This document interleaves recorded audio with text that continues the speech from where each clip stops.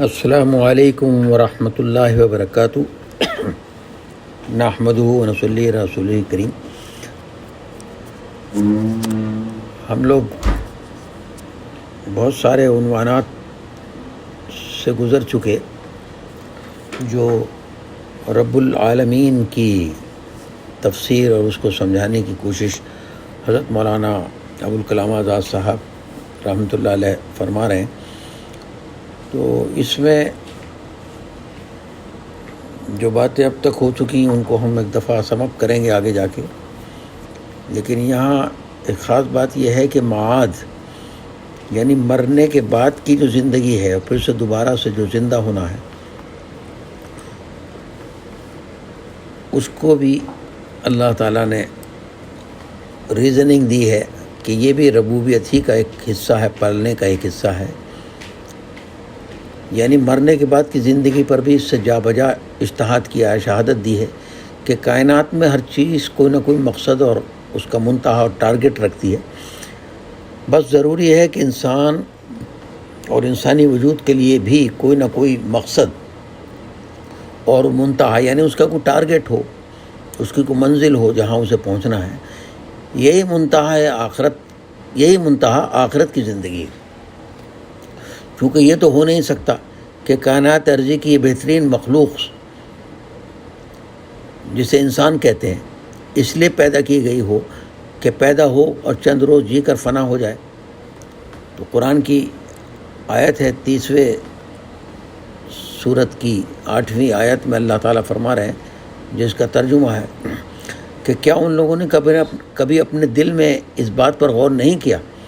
کہ اللہ نے آسمانوں اور زمین کو جو کچھ ان کے درمیان ہے محض بیکار و عبث پیدا نہیں کیا۔ ضروری ہے کہ حکمت و مصلحت کے ساتھ بنایا ہو اور اس کے لیے ایک مقررہ وقت ٹھہرا دیا ہو۔ اصل یہ ہے کہ انسانوں میں بہت سے لوگ ایسے ہیں جو اپنے پروردگار کی ملاقات سے یک قلم منکر ہیں، یعنی بالکل اس بات کو مانتے ہی نہیں۔ یک قلم مین بالکل کہ ہمیں اللہ کے سامنے جا کے کھڑا ہونا ہے۔ تو یہاں بھی ایک ضروری بات یہ ہوئی کہ اللہ نے جب دنیا کو پیدا کیا اور انسانوں کو پیدا کیا تو جو انسان سب سے بہترین مخلوق ہے اسے ختم کرنے کے لیے نہیں بلکہ ہمیشہ کی زندگی دینے کے لیے، جو کہ مرنے کے بعد کی معاد کی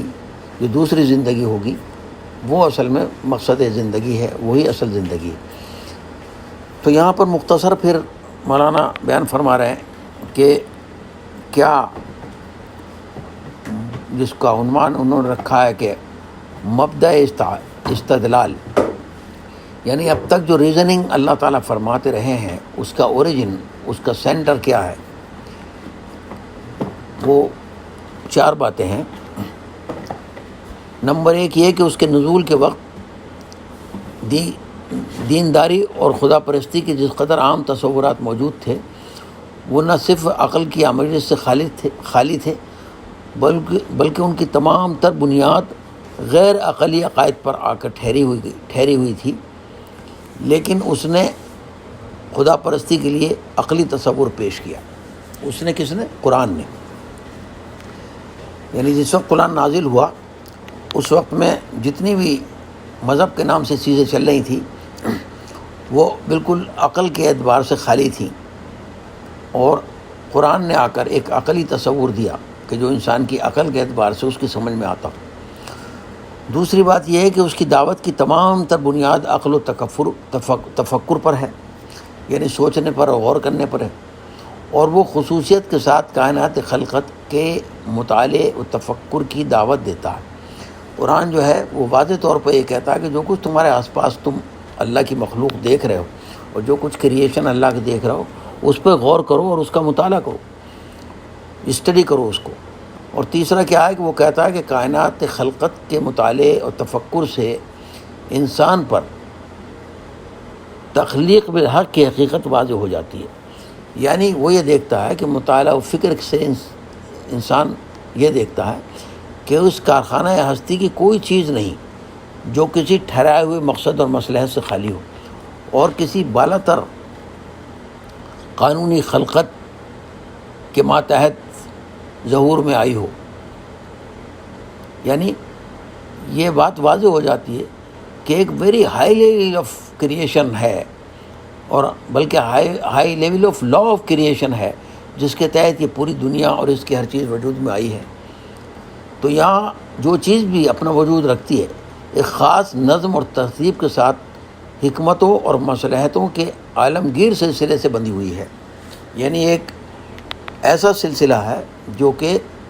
تمام چیزوں کو ایک دوسرے سے مربوط رکھتا ہے، جوڑے رکھتا ہے، اور سب ایک دوسرے کی حفاظت اور ایک دوسرے کی خدمت میں لگے ہوئے ہیں، اور الٹیمیٹلی ہر چیز جو ہے وہ انسان کی خدمت میں کسی نہ کسی طور پہ اپنا کام کر رہی ہے. اور چوتھی بات جو ہے وہ یہ کہتا ہے کہ جب انسان ان مقصد و مصالح پر غور کرے گا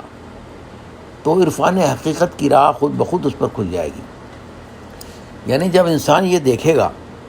کہ جو اس کے پیدا کرنے کا مقصد ہے اور جو اس کے پیچھے مصلحتیں ہیں، یعنی جو اس کا ٹارگٹ ہے اور جو اس کے پیچھے اللہ تعالیٰ کی کار فرمائی ہے، تو وہ اس حقیقت کو خود بخود حاصل کر لے گا، اس کے دل کے اندر بیٹھ جائے گی، اور جہل اور کوری گمراہیوں سے اسے نجات حاصل ہو جائے گی. جو دنیا میں پھیلی ہوئی بہت سی جہالت کی اور دماغ سے کو سمجھ میں نہ آنے والی گمراہیوں سے لدی ہوئی باتیں دین کے نام پر چل رہی ہیں، وہ سب کے سب اس کی سمجھ میں آ جائے گا کہ یہ سب غلط ہیں.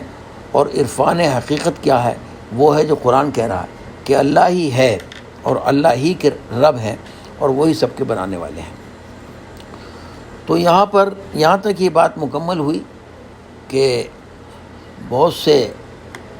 عنوانات کے ساتھ جو کافی حد تک اب تک سمجھائے گئے،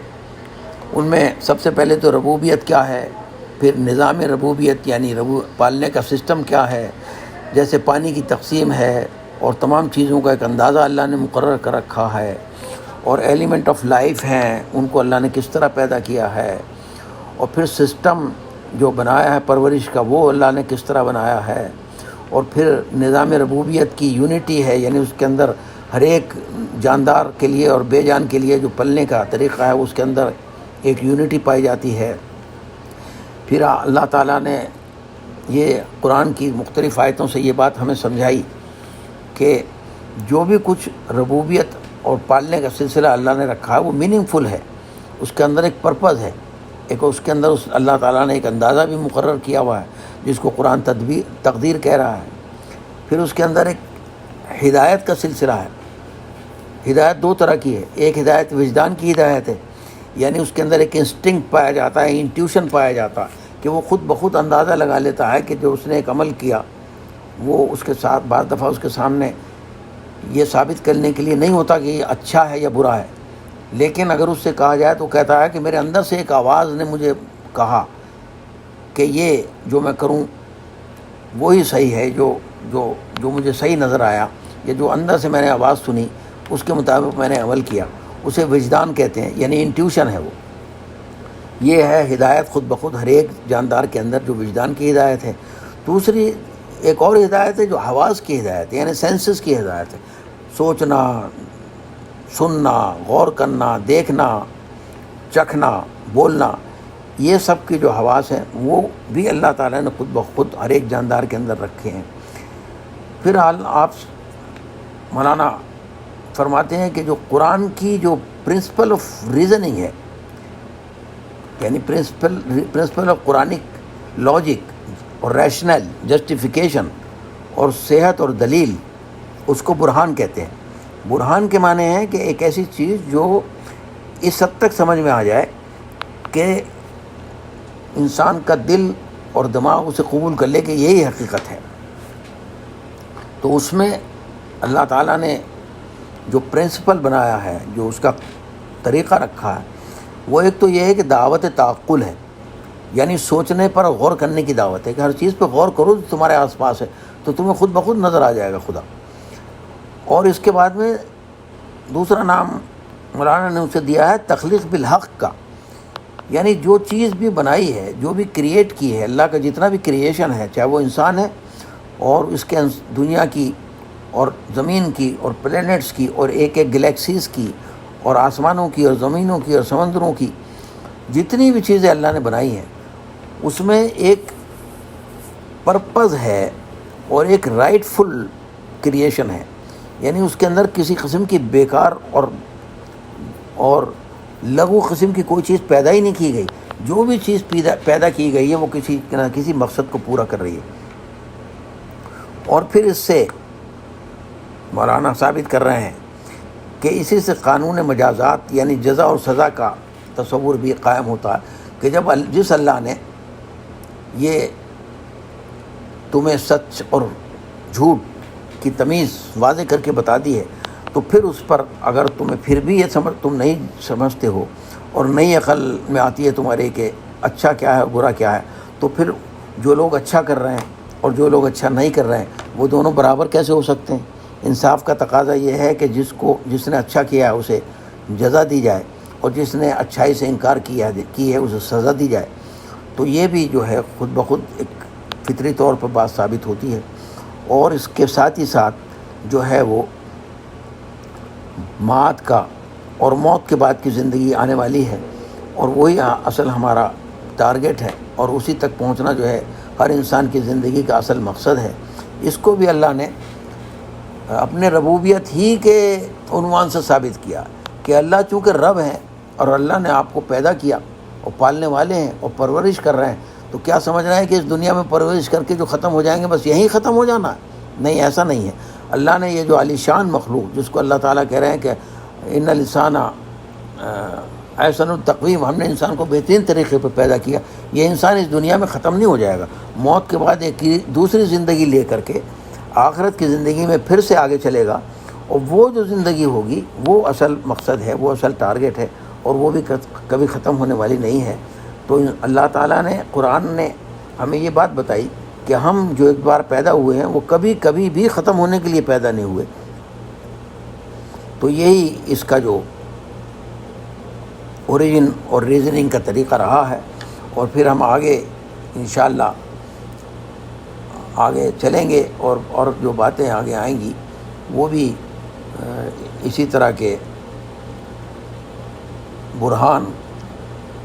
اور اسی طرح کی ریزننگ اور ریشنل کی اور زیادہ تفسیر سامنے آتی ہے، جس کو اللہ مولانا جو ہیں وہ برہان ربوبیت کے عنوان سے سمجھا رہے ہیں۔ تو آگے انشاءاللہ ہم اس کو سمجھنے کی کوشش کریں گے۔ وآخر دعوانا الحمدللہ رب العالمین۔ انجم اقبال فرام مکہ مکرمہ۔